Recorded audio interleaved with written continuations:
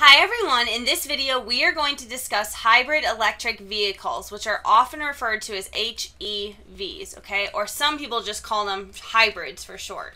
So what is a hybrid? Well, a hybrid is something that uses a gasoline engine, and an electric motor.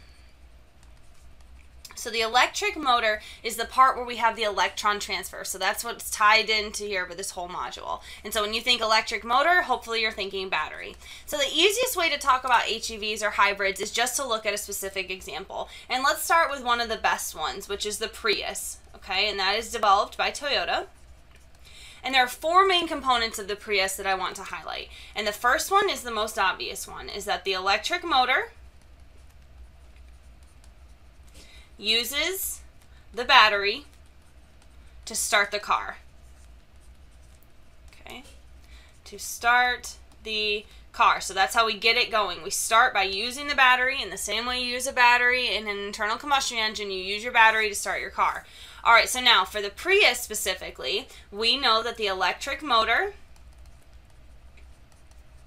powers the car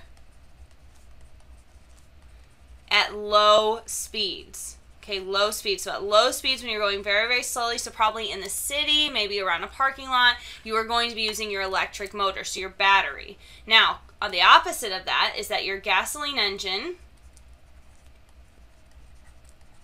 is used at high speeds. So when you want to go really, really fast, or maybe even more importantly, when you need to move quickly, so very vast energy, a vast spout of energy, you're definitely going to use your gasoline engine. All right, and then the last thing I want to highlight, number 4, is something that's kind of new. Maybe it's a new term to you, but it's called regenerative braking. So regenerative braking is something that's really, really neat, and it actually uses the force of the car during the braking system, so the energy that's moving forward but then forcing it to stop and slamming into the brakes, it uses that energy to convert it back and actually recharge. So it's really neat. So the typical definition of this is that the energy of the car's motion is used to recharge that battery during braking, but kind of more what engineers would want to say is deceleration. So when you're slowing down. And just think about that process. You're moving quickly, you're moving forward, and then for some reason, somehow, when you're braking process, you start to slow down. And so that means that all that forward energy is still going forward. And so what they do is they capture it, and they're able to kind of funnel it back toward the battery and use that energy to actually transfer and to recharge the battery. So to force those electrons at the low energy state to jump back up to the higher energy state. So you're recharging your battery. You're doing this non-spontaneous process, which is really cool. So now, why do people use these cars? What are the two main selling points of this? So that's how it works, but why do people do it? The first one, which realistically is probably why most people do it, is it gets 51 miles per gallon in the city. So if you're a city driver, especially here in Austin, you would probably look at purchasing a hybrid car. And alternatively, you get 48 miles per gallon on the highway, which is awesome. That's a lot. And so just to kind of keep this in a frame of reference for people who are not car people, usually it's the other way around. Usually for an internal combustion engine, your car gets more miles per gallon when you're on a highway, when you're moving fast, but you're staying at one speed. And then you get fewer gas mileage when you're in the city. So this is the opposite. A hybrid is the opposite of an internal combustion engine. Now the second one, which is really the important one, which I would hope people would want to buy the car for, but probably is not, is that it reduces your carbon dioxide emissions by 18 tons. 18 tons per vehicle lifetime. That's insane. So just by driving a hybrid car, you're reducing the global carbon dioxide emissions by 18 tons per vehicle. That's huge. That's a huge, huge, huge advantage of driving an HEV. So now, let me ask you, these are two main advantages. These are two major reasons why someone would purchase a hybrid car. But what is, let's just say which is the major drawback of hybrids? Okay, and I'm going to give you some multiple choices, okay? So go. All right, did you get an answer?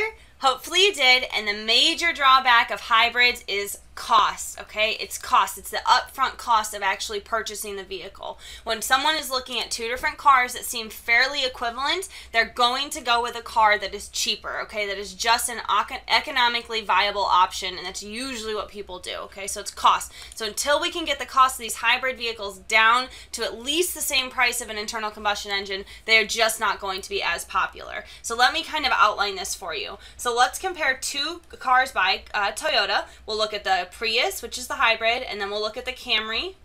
Okay, so the first thing I want to look at is initial cost. So for a Prius, for a brand new car, it's going to cost at least $25,000 or more. For a Camry, it's going to cost at least $23,000 or more. So the initial cost is about $2,000 cheaper just from the very beginning, saying just the very, very bare piece of the car. So nothing fancy added on top of it, okay?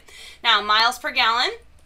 We just said for the Prius, it is 51 on the in the city and then 48 on the highway. So if alternatively for a Camry, it's closer to 25 in the city and 35 on the highway. So let's make sure this is clear. City first, then highway. Okay, and so this is a big difference. So a Prius has much better gas mileage than a regular internal combustion engine. Okay, much better. But horsepower, HP, for a Prius is only 134, but a Camry can be anywhere between 178 and 268, depending on the type of car you have specifically. Okay, there's a lot of different models. So the Camry is cheaper, it has less gas mileage, but it's significantly more powerful. So if you're someone who really likes to go fast and the power is a huge important thing for you, then a Prius is definitely going to be something you'd want to avoid. These hybrids are just not very powerful yet. They might be in the future, but they're just not yet. All right, so now I want to end this video by highlighting a specific type of HEV, and this is called a plug-in hybrid electric vehicle. And then some people refer to these as PHEV, okay? PHEV, plug-in hybrid electric vehicle. So now there's a few things that I want to highlight here. So just like before with the Prius, very similar mechanism, very similar schematic, but there are a couple key differences. So the main one is that they use the rechargeable battery,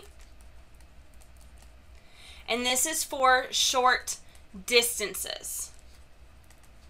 Okay, so if you recall before with just a plain old basic hybrid, they use the battery at low speeds. Okay, it's a speed component, not a distance component. For the plug-in hybrid electric vehicle, this is very much a distance component. So when they use the rechargeable battery, they use that for short distances. They use the combustion engine or the internal combustion engine for longer distances.